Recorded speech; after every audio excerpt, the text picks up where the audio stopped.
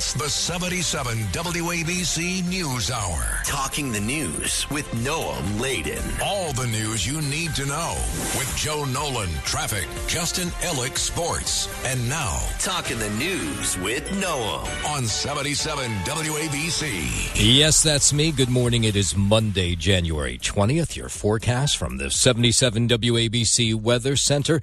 A mix of sun and clouds today. The high going to be 25, and then the next couple of days, just brutal cold. Tonight and overnight, clear, bitterly cold, low 25, and then Tuesday, mostly cloudy. The high is only going to be 19.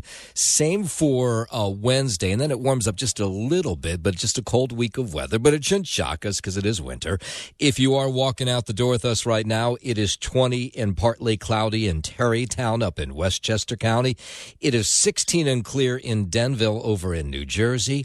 And it's 20 and mostly clear right outside our Midtown studios. We got a lot to get to as we work our way up. 6 o'clock hour, sit-in friends in the morning. Last night, the snow came in my way in Jersey City, sort of moved its way north. So if you are somebody who is getting up to go to work this morning, unlucky that you're working on what is a national holiday, you definitely need to leave yourself a little time. What I was pleasantly surprised at after I cleared off my car, which took a little while, because it's cold. So if you didn't get the snow off last night, it is frozen over and you got to do some scraping.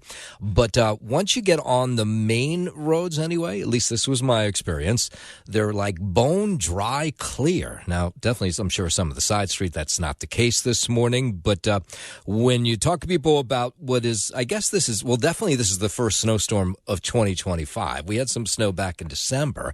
But for the most part, people welcome it because they got the day off.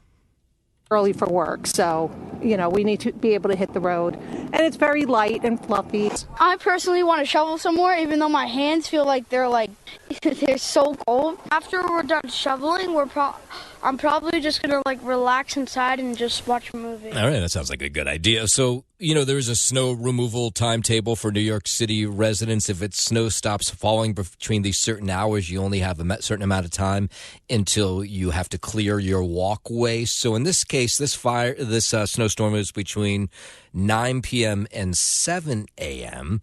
So you have until 11 a.m. if you're in the 5 boroughs to clean off your sidewalk. And if you don't, you could get slapped with a $150 fine. And apparently they were announcing this overnight because they're going to enforce it. I got some meatballs. I got some marinara sauce. Okay. And I got some pasta. Quick meal. Yeah, so some of the people who were loading up last night thinking they were going to be stuck at home, but it's really not terrible outside, at least in the immediate area of New York City. Now, we went up to Middletown in Orange County, and for the most part, people were saying the same thing. That once you clear off the car, once you get on the road, not terrible, but you got slow down a little bit. Just take your time, don't nail the brakes, and don't oversteer. Why are you oversteering? I seen a Jeep doing this. You shouldn't have that Jeep. Whoever you were on Dulcintown Road, you shouldn't have that Jeep. I mean, that's the problem right now, is you have people that are going way too fast, then they hit the corner, and then they slide out. Yeah, same goes for Rockland County. Side streets not so great, but the main thoroughfares, for the most part, are okay. And because lots of people are off for Martin Luther King holiday, there's not a lot of traffic. You're alone. Take it easy. I wouldn't go any faster than 30 if you're on the highway. And try not to pass anybody because you're just looking for trouble. Yeah. I guess we should hit every area, right? Over in New Jersey, same seems to be holding true. If you're further in, you definitely got more snow. But because they've had so many hours, these snowstorms sort of started to peel away from the area 9, 10, 11 o'clock last night, that the crews that were out cleaning it up have had a lot of time to do so. So beautiful when it snows. Everything's kind of peaceful. Mm-hmm. Yes, it's cold, but it's also a sense of warmth when it's snowing, And people are out just walking, taking in the sights. It's beautiful here. I love the cold. It's nice winter snow. Feels great outside. Yeah. The first one always is kind of nice. And then if there's a whole bunch of them, then you start to get, a little upset. But for the most part, the good news, we'll hear from Joe in just a couple minutes. He can give us a more in-depth look at some of the streets. I'm sure some of them are still snow-covered. But for the most part, we've been hearing from you this morning. You're saying it's not so terrible. And again, most of that might be because it's a national holiday. People have the day off. Of course, a lot of big events over the weekend. Huge event, of course, today. The inauguration of President-elect Donald Trump will take place inside because of the cold weather in D.C. Inside the Capitol Rotunda, he'll take the oath of office, 47th President of the United States. J.D. Vance will take the oath of office as Vice President. Yesterday, I guess we still call him President-elect until 12 noon today. He stopped by to honor the fallen service members at Arlington National Cemetery. Trump laid a wreath at the tomb of the unknown soldier. After the brief ceremony, Trump and Vice President-elect Vance paid their respects at a section of an Arlington where the nation lays its most recent war dead to rest. The somber visit, part of this weekend full of events leading up to the inauguration today. Now, if you haven't been following along, it's bitterly cold here in New York. It'll be bitterly cold in Washington, and that's why they decided to move this thing indoors. At the time Donald J. Trump takes the oath of office today, it'll be not even 20 degrees, and with the wind chill, it'll feel a whole lot colder, so they decided to move everybody inside. Last night, they were celebrating this soon-to-be inauguration with a rally. Donald Trump holding a rally in D.C. I'm thrilled to be back with so many friends, supporters, and true American patriots on the eve of taking back our country. That's what we're going to do, take back our country. Tomorrow at noon, the curtain closes on 4 long years of American decline, and we begin a brand new day of American strength and prosperity, dignity and pride. Yeah, so the rally last night in Landover, Maryland, where the Capitals play, as you might guess, every seat taken. We're not going to take it anymore. We're going to stop the invasion of our borders. We're going to reclaim our wealth. We're going to unlock the liquid gold that's right under our feet. Liquid gold. And you won't be surprised, there were protesters in D.C. yesterday holding a protest.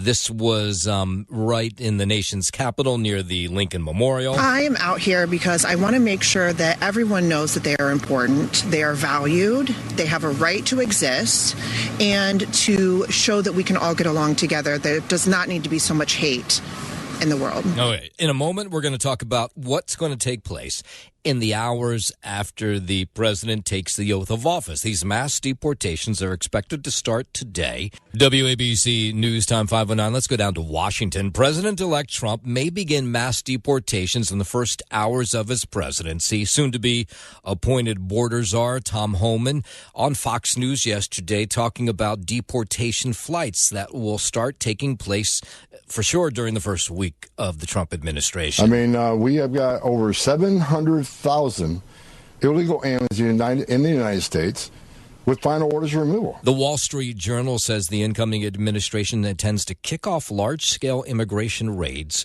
the day after Trump takes office. So, of course, that would be tomorrow. It's expected to target Chicago with the help from as many as 200 immigration and custom enforcement officers. Trump has repeatedly said he plans to carry out the largest domestic deportation operation in American history. More from this incoming border czar, Tom Homan. President Trump has been clear from day one, from the campaign on to today, that he's going to secure the border, and he's going to have the deportation operation. There has to be consequences for violating our laws. And Homan says they've been getting the federal agencies ready. They're prepared to carry this out. It's a well-planned enforcement operation. Every target of this operation is well-planned. Now, there is some pushback from the other side. The impact of Trump's promise to deport many undocumented migrants is already evident in California. In the Central Valley, fears have led to many migrant farm workers skipping work, which has been affecting the citrus harvest there in the last couple weeks. We are certainly very concerned about what is happening and how that is unfolding. They're not going to show up for work, and that means crops will remain in the field and not be harvested and probably lost at that point. That's the Monterey County Farm Bureau Executive Norm Groot. He says the citrus harvest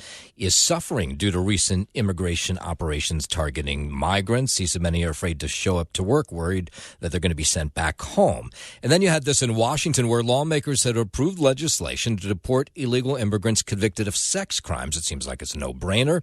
California Congressman Tom McClintock, who's a Republican, criticized the more than 140 Democrats who voted against this bill. Democrats often talk about the war on women, but they couldn't care less about allowing a flood of sexual offenders into our communities and allowing them to stay indefinitely free from any fear of deportation. So those who oppose this bill claim it'll harm domestic abuse victims who fight back against their partners. They say there's no protection, and they say it'll pave the way for the deportation of rape victims who are in the country illegally. This measure removes the loopholes in current law that allowed the Democrats to unleash this scourge in our communities. Illegal aliens who commit sex offenses or domestic violence are not to be allowed into this country under any circumstances. And then it goes state by state after that about how they're going to handle this. California Attorney General Rob Bonta says he stands by the migrants in his state. You can be sure that as California's Attorney General, if Trump attacks the rights of our immigrants, I will be there. If Trump breaks the law, the question we will is, see him in court. I didn't mean to step on Rob Bonta there, but the question is, how will he protect them? Under California law, which prohibits the use of state and local resources to assist with federal immigration enforcement. Yes, so no doubt this will be very interesting over the coming days when this operation really gets underway, which is expected to begin tomorrow in Chicago. 5:12. Let's go overseas, right to the Middle East. Maybe you were watching yesterday. Hamas freeing 3 hostages in a ceasefire deal with Israel. IDF officials say the 3 Israeli women appeared to be in good health after being released from captivity as part of a ceasefire deal in Gaza. Sunday's release is part of the first phase of the agreement between Israel and Hamas. Over the next 6 weeks, it will involve the release of 33 Israeli hostages in exchange for 1,900 Palestinian prisoners. At least 2 Americans are among the hostages expected to be released in the coming days. I'm Mark Mayfield. So the hostages we saw yesterday, Romy Gonen, Emily Damari, and Doron Steinbrecher returned to Israeli territory. This was last night. They were escorted by Israeli forces 471 days after they were abducted. They were handed over to this elite IDF unit by the Red Cross a short time earlier. You could see the hostages. First glimpse the world got of these hostages was this Red Cross vehicle crossing over. The Red Cross reported that the 3 were in good condition, and at about 5:38 Israel time yesterday, that's when the Israelis finally got hold of them. And they were brought to a hospital on the Israeli side, helicopter airlifted to the Sheba Medical Center near Tel Aviv to make sure and see how they're doing. We haven't gotten a whole lot of word about how they're doing physically, how they're doing mentally. I imagine we'll find that in the coming hours. And, of course, everybody trying to take credit for what took place. First one, of course, President Biden celebrating the release of these 3 hostages by holding a press conference yesterday at the White House. And after so much pain, destruction, loss of life, today the guns in Gaza have gone silent. Yeah, so, of course, in exchange for these 3 hostages released late on Sunday, Israel releasing dozens of Palestinian detainees. This was all part of this program that'll go over 42 days, the first phase. That'll see 33 Israeli hostages released and hundreds of Palestinians who are behind bars in Israel let go. Abandoning the course I was on would not have led us to the ceasefire we're seeing today. Yeah, so here is more Biden taking credit for this deal. I've worked in foreign policy for decades, and this is one of the toughest negotiations I've been part of. Yeah, well, it's been a long time.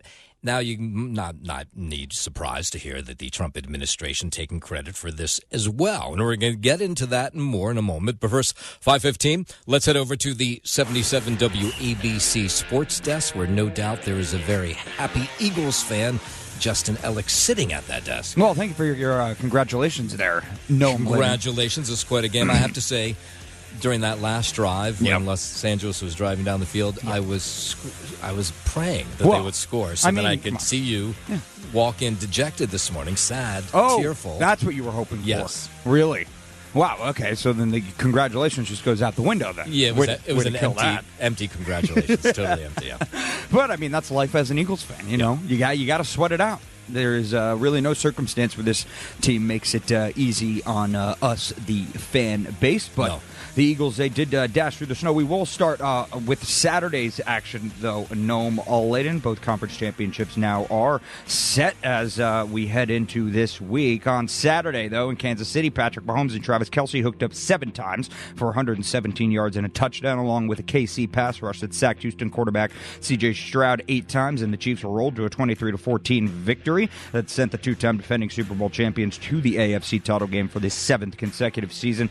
On Saturday night, Jane Daniels and the nothing-to-lose Washington Commanders sent the top-seeded Detroit Lions to a stunningly swift playoff exit. Daniels threw for 2 touchdowns in a performance that helped Washington beat Detroit 45-31 to reach the NFC Championship game for the first time since winning the franchise's 3rd Super Bowl 33 years ago. Yesterday afternoon in Philadelphia, Saquon Barkley dashed through the snow for touchdown runs of 78 and 62 yards and finished with 205 yards rushing. Did I mention it was in the snow? Jalen Hurts Great game. a 44-yard scoring run, and the Eagles held on against the turnover-happy Rams 28-22 to reach the NFC Championship game for the 2nd time in 3 years. They'll host the NFC Championship game come Sunday against Washington. And finally, in Buffalo, the game of the weekend did not disappoint between the Ravens and the Bills, with Buffalo left standing after a nail-biting 27-25 win over Baltimore, ending Buffalo's string of 3 straight losses at this stage of the postseason, and moving on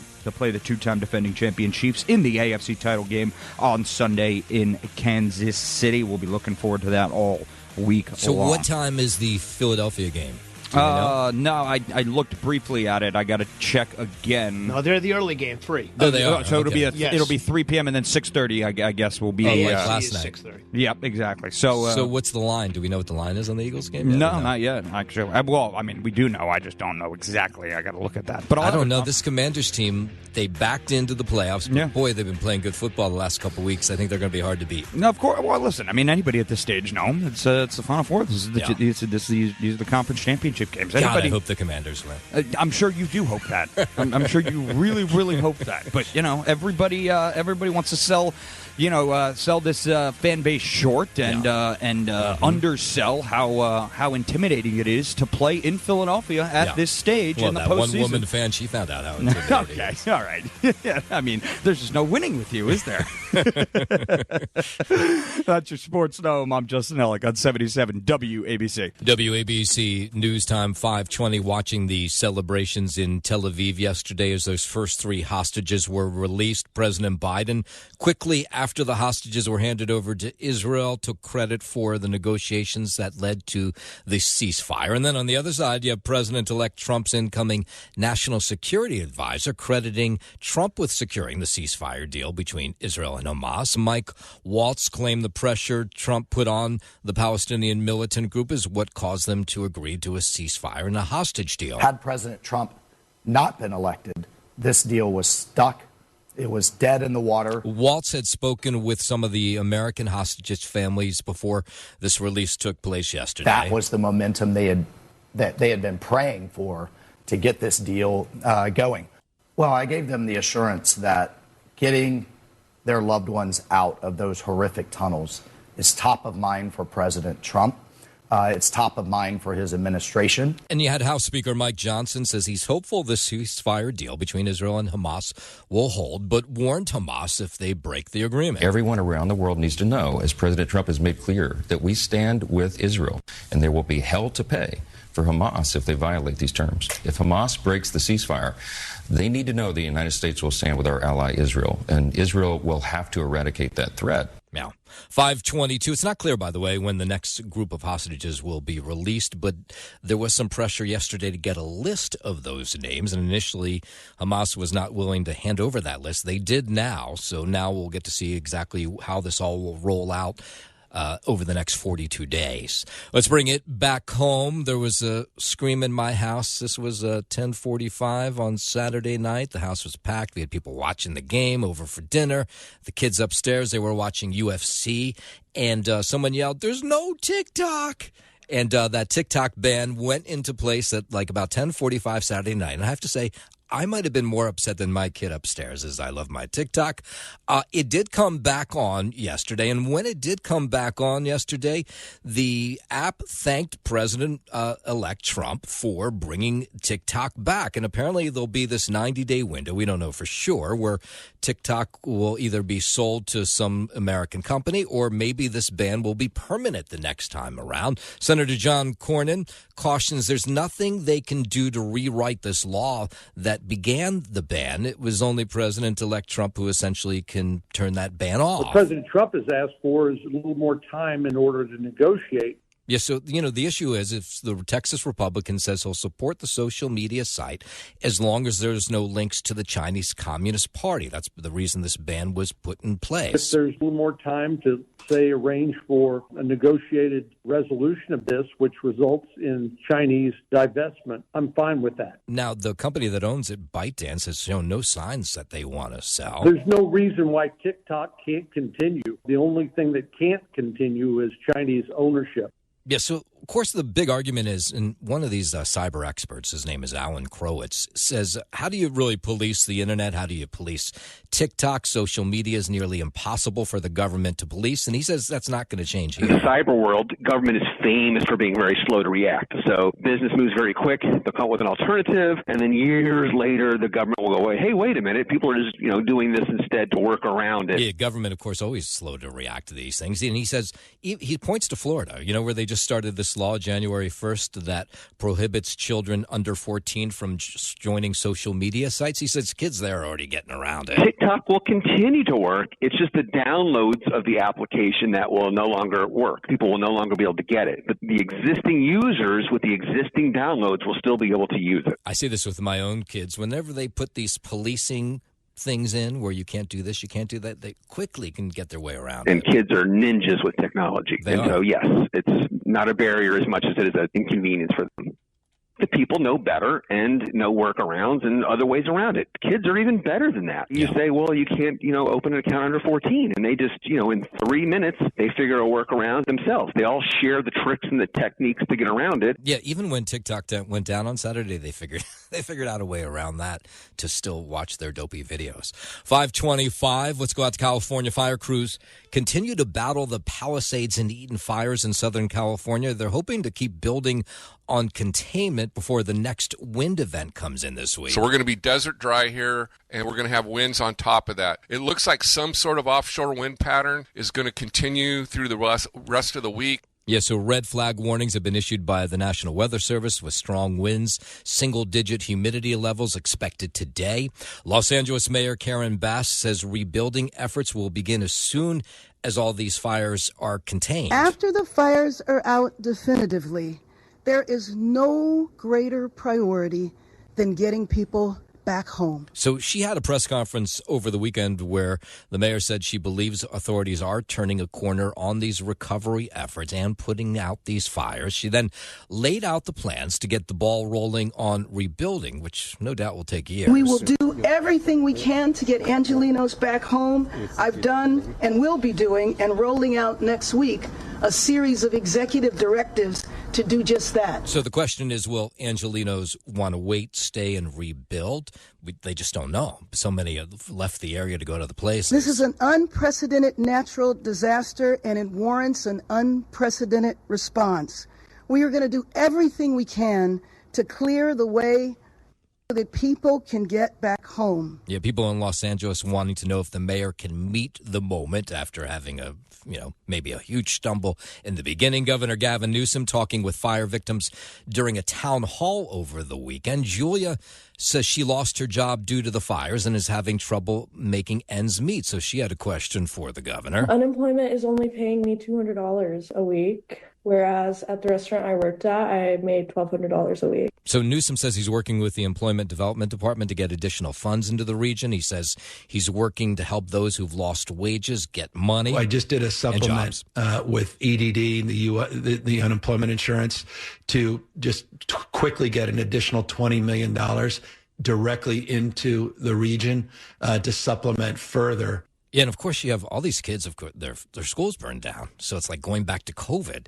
A lot of classes are online and they're worried about that. A lot of my friends have already transferred schools. A lot of my friends are moving different places. Yeah. And he says, how are they going to fix that? It's been a little bit depressing in a way, because I was really looking forward to this next semester at Palisades. Yeah. And then literally within the matter of 24 hours, it all turned upside down. Yeah, I mean, there's so much to get around and to think about in Los Angeles, but of course they have to first douse all these flames. It's the 77 WABC News Hour. Talking the news with Noam Laden. All the news you need to know with Joe Nolan, traffic, Justin Ellick, sports. And now, Talking the news with Noam on 77 WABC. Yes, that's me, 5:35. Good morning. It is Monday, January 20th. Your forecast from the 77 WABC Weather Center. A mix of sun and clouds today. The high is going to be 25, but it's going to get colder. Tonight and overnight, clear, bitterly cold, low 25. And then Tuesday, mostly cloudy, but the high is only going to be 19 degrees. And that'll hold on for a couple days. And then come Thursday and Friday, we'll get close to freezing. But, of course, it is winter. If you are walking out the door with us right now, it is 20 and partly cloudy in Tarrytown up in Westchester County, 16 and clear in Denville over in New Jersey, and it's 19 and clear right outside our Midtown studios. We'll start this half hour on the Queensboro Bridge, and a story we told you about right when congestion pricing started. Drivers told us who were crossing the lower level of the Queensboro Bridge with plans to go uptown were getting smacked with a $9 toll because they were being emptied out at 60th Street. Well, now lawmakers are catching on, and they say they're going to try to help out. Here's public advocate Jamani Williams. Force you into the zone for a moment. That is also unacceptable because there is not enough signage to give you an option. So the New York City public advocate says he's working with the MTA to fix this mishap. Can you imagine? You're trying to go uptown, then you get your Easy Pass bill, and you've been charged the $9, even though you don't even go into the congestion pricing zone, had no intention of doing so. That's why the block in question has been called the most expensive in Manhattan. The good news is that it can be fixed if the MTA wants to fix it. Yeah, so meanwhile, drivers on the upper level avoid the toll when they exit at East 62nd Street. So now there's a tie-up there. The public advocate says he's hoping that the MTA will fix this mishap and then, of course, refund all those drivers, which, of course, is never easy to do, who've lost, $45 or so, maybe more, during the first week of congestion pricing. WABC News Time, 5:38. You're waking up to some snowfall. No doubt you saw it coming down overnight. Not terrible. At the airports, though, there was some impact there. The storm had an impact on some of the flights. 1,000 flights canceled Newark and LaGuardia airports. That's where the biggest impacts were, and so they'll be playing catch-up this morning and today. And if you're just walking out, you're going to need some time to get the snow off the car. The streets, for the most part, what we're hearing from people are okay. Side streets, some of them not getting plowed just yet. But the main thoroughfares, at least for me on the ride in, they were bone dry, no problems at all. But you'll need to do some scraping. It's not the kind of snow that's just going to come right off because it froze overnight. And so checking with people in all over this city, and these are what people have to say. We get up early for work, so, we need to be able to hit the road. And it's very light and fluffy. I personally want to shovel some more, even though my hands feel like they're so cold. After we're done shoveling, I'm probably just going to relax inside and just watch a movie. So snow removal in the city, you have a timetable, you have to get it off the sidewalks or face potentially a ticket from the sanitation department.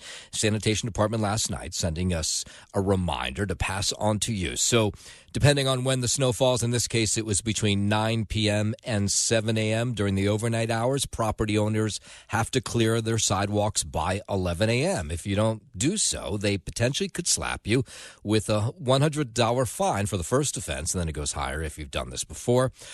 Last night, as people were getting ready for the snow or watching it fall, of course, they were gorging on the milk, the bread, everything else. I got some meatballs, I got some marinara sauce, and I got some pasta. A quick meal. Yeah, so it is amazing to watch. If we went to the supermarket because we were having people over to watch the game, and it was just, the shelves were empty. And it ends up, it was just 3 or 4 inches, depending on where you were. It was not a lot of snow. Even up in Middletown in Orange County, the streets look okay, though drivers were saying you just got to take it slow. Just take your time. Don't nail the brakes, and don't oversteer. Why are you oversteering? I seen a Jeep doing this. You shouldn't have that Jeep. Whoever you were on Dulcintown Road, you shouldn't have that Jeep. I mean, that's the problem right now, is you have people that are going way too fast, then they hit the corner, and then they slide out. Over in Rockland County, same thing. There's more snow than we saw down here, but for the most part, the main streets, they've done an amazing job overnight clearing them. Take it easy. I wouldn't go any faster than 30 if you're on the highway. And try not to pass anybody because you're just looking for trouble. And in New Jersey, same goes. So we've been hearing from Joe, the Garden State Parkway, Turnpike looking pretty good. Again, it's all about the side streets. So it's once you get on those main thoroughfares, you're okay. So beautiful when it snows. Like everything's kind of peaceful. It's cold, but it's like also a sense of warmth when it's snowing, you know? And people are out just walking, taking in the sights. It's beautiful here. I love the cold. It's nice winter snow. Feels great outside. Yeah, so for the most of you, of course, you have the day off, so you can go out and enjoy this snow. No doubt a lot of you will be out there with the kids sledding. 542. The MTA is starting to spend this congestion pricing Monday. Subway service on the A train suspended in parts of Queens for the next several months as they spend some of that cash. It's part of a scheduled shutdown to repair tracks with lingering debris and damage from Superstorm Sandy in the Rockaways. The project is also focused on preparing for the next big storm. We won't get around regardless, whether it's LR, double R, whatever it might be. I guess the tracks could use some work because they are scheduled delays and then people are missing time at work, so they're long overdue. MTA Chair Jano Lieber says the project will help the train become more reliable. The agency is offering free shuttle buses for the affected areas, and the Long Island Railroad is also offering discounts at the Far Rockaway station. I'm Liz Radabali for 77 WABC News. FAA investigating after a United Airlines flight forced to make an emergency landing at Newark. The FAA says United Flight 2143 took off from Newark at 9:48 a.m. Saturday and was headed to San Juan, Puerto Rico, but had to turn around while over the Atlantic. The pilot reported a possible mechanical problem. The Boeing 767-400 landed safely at Newark at 11:40 a.m., and all 230 passengers on board were rebooked on a later flight. Lisa Salvati, NBC News Radio, New Jersey. 543, Mayor Adams defending his meeting with President-elect Trump in Florida on Friday, claiming he was fighting for New Yorkers. Tells the Daily News that some Democrats are accusing him of meeting with Trump for a presidential pardon. Of course, he doesn't want to talk about that. He says it was all about making a case for New York with Donald Trump, of course, who's taking the oath of office noon today. New Yorkers not sure what to think of this meeting. I mean, you can see it in the budget numbers. The money that goes into this is ridiculous. We don't know who these people are. Why? There's enough people here that we need to spend that money on. Yeah, get them out of here. Get rid of them. I think there's an agenda behind it. I'm not sure if that is ever going to be fixed. Those New Yorkers talking about the migrants. Trump has vowed to carry out a mass deportation plan, with Adams saying dangerous individuals cannot be allowed to roam free and commit crimes across the city.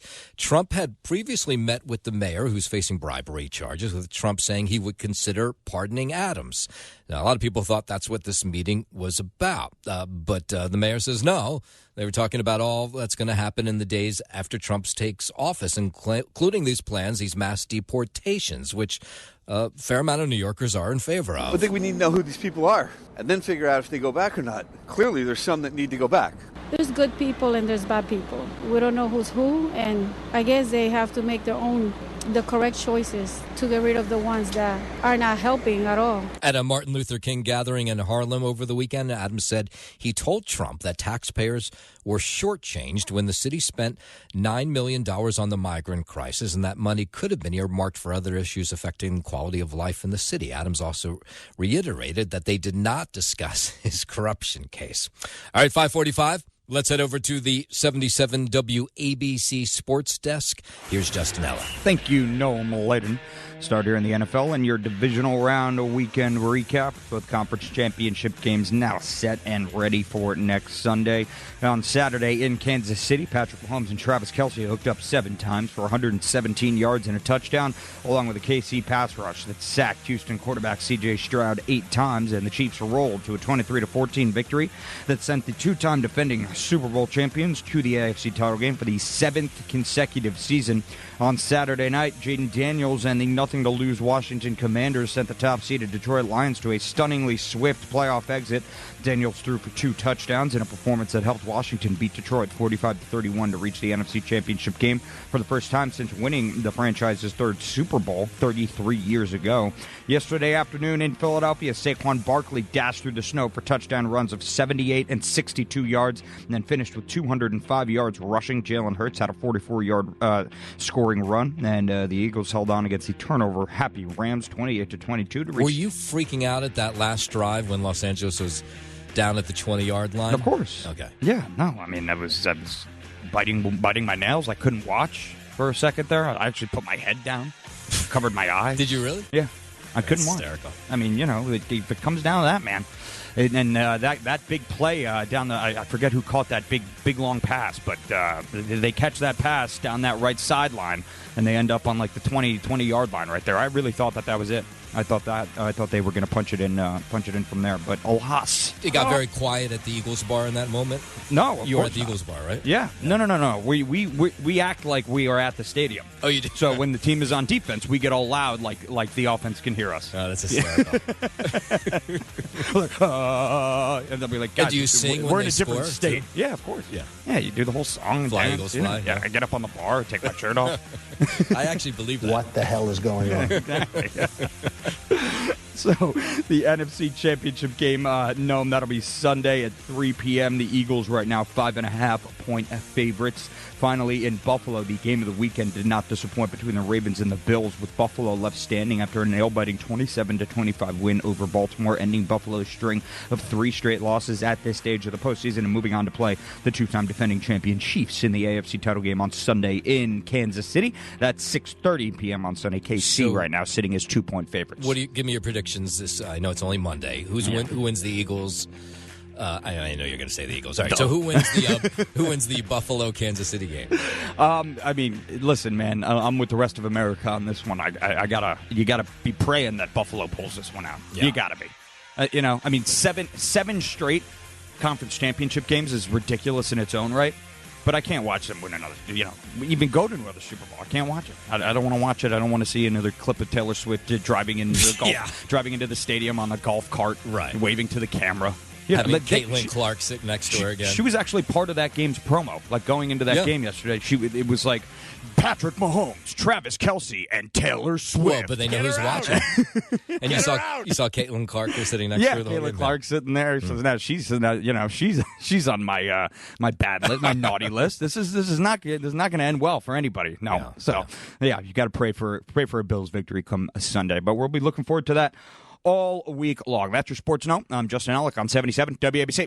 WABC News Time 5:51. Let's go over to New Jersey. New Jersey Congressman Josh Gottheimer among the lawmakers pushing hard to restore what's known as the SALT deduction. It will give families in Jersey and the whole tri-state area a real tax cut to make life more affordable for them. It's just obvious that we do this. For a long time, New Jersey residents were able to deduct all of their state income tax and property taxes off their federal taxes, but that changed back in 2017 when federal lawmakers put a $10,000 cap on the deduction for married couples, hurting those in high-tax states like New Jersey, New York, and Connecticut. So Gottheimer has introduced legislation to fully restore the state and local tax deduction. The SALT cap hasn't just been bad for families, it's been bad for our state's economy.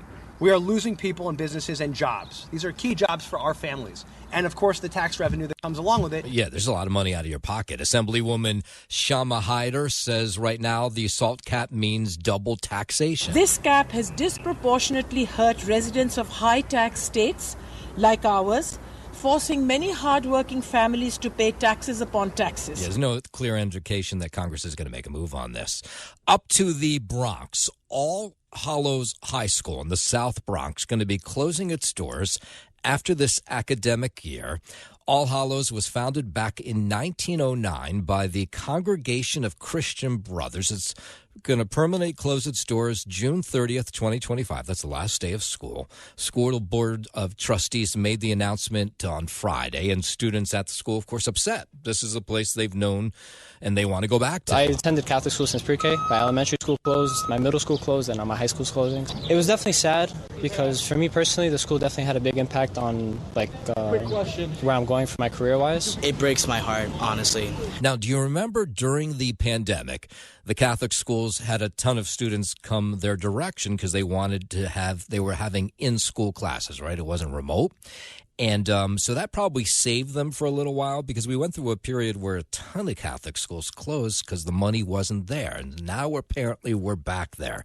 So officials citing decades of financial distress, an aging building there that's in need of major rehabilitation and upgrades. And so they say it's just easier to close the school. But you can imagine students who are there who hoping to finish off their high school there are very upset about this. All Hallows is not gone. It's not dead. It's still within our hearts. Yeah. Archdiocese of Newark has been informed of the decision.